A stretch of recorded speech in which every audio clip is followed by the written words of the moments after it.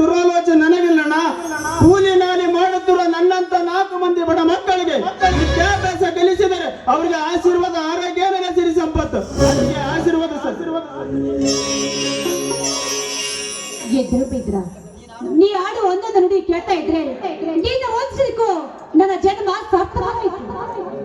ಇರಲಿ ಅತ್ತಿಗೆ, ಹಿಂದೆಕ್ಕೋ ಅಣ್ಣನ ಮುಖ ಕಂದಿ ಕಪ್ಪಾಗಿದೆ. ಯಾಕಣ್ಣ ಮೈಯಲ್ಲಿ ಹುಷಾರಿಲ್ಲವೇ? ಏನಿಲ್ಲ ಸಂಪಾದ, ಹೊಲದಲ್ಲಿ ಸ್ವಲ್ಪ ಬಿಸಿಲಿನಲ್ಲಿ ಕೆಲಸ ಮಾಡಿ ಬಂದಿರಲ್ಲ, ಅದಕ್ಕೆ ಸ್ವಲ್ಪ ಮುಖ ಸಪ್ಪಗಾಗಿದೆ ಅಷ್ಟೇ.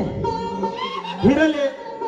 ಈಗ ಹಾಗಾದ್ರೆ ಸೇಡಿಗಾಗಿ ಸಿಡಿದ ಶಿವನಾಗ ಇಲ್ಲಿ ಒಕ್ಕ ಪುಂಡ ಹುಲಿ ಹಚ್ಚಿದ ಕುಂಕುಮ ಈ ನಾಟಕದ ನಾಯಕನ ನನ್ನ ಜಮದಗ್ನಿ ಎಲ್ಲೇನ ಎಲ್ಲಿ? ಕೂಗಿದವರು ಕೂಗಿನಂತೆ ನಡೆದರು ಮಂಡಲಂತೆ ನನ್ನ ಮೈನ ಜಮದಗ್ ನೀಟ ಕಡೆ ಬಂದೇ ಬಿಟ್ಟ.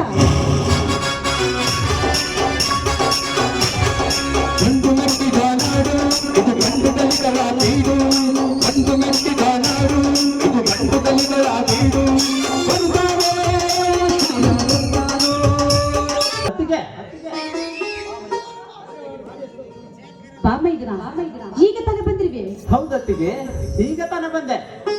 ಸೋದರ ಸಂಪಾತ್, ನೀನ್ ಯಾವಾಗ ಬಂದೆ? ಈಗ ತಾನೇ ಬಂದೆ ಅಣ್ಣ.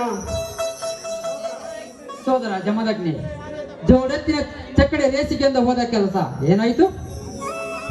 ಹೋದ ಕೆಲಸ ಸಕ್ಸಸ್ ಮಾಡುದ, ಹಿಂತಿರುಗಿ ಬರುವುದು ವೀರ ಕೇಸರಿ ಜಮದಗ್ನಿಯ ಜಾಯಮಾನದಲ್ಲ ಬಂದಲ್ಲ, ಬರುವುದೂ ಇಲ್ಲ.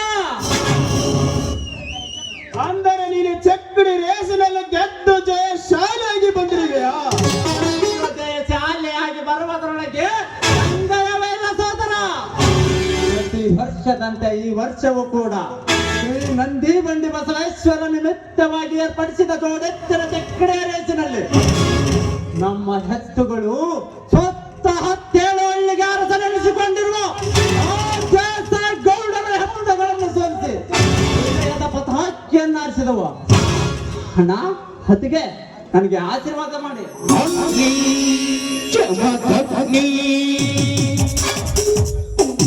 ಎದ್ದೇಳು ಬೈದ್ರ, ಎದ್ದೇಳು. ಒಟ್ಟಿನಲ್ಲಿ ನೀನ್ ಯಾವಾಗ್ಲೂ ಗೆಲುವಿನ ಸದ್ದರಾಗಬೇಕೇನಾದೆ ನಿನ್ನ ಅತ್ತಿಗೆ ಆಸೆ. ನೀರು ಕೊಡ್ರಿ, ನೀರು ಸ್ವಲ್ಪ ಇದು ಕರ್ಕೊಂಡು ಲೈಟ್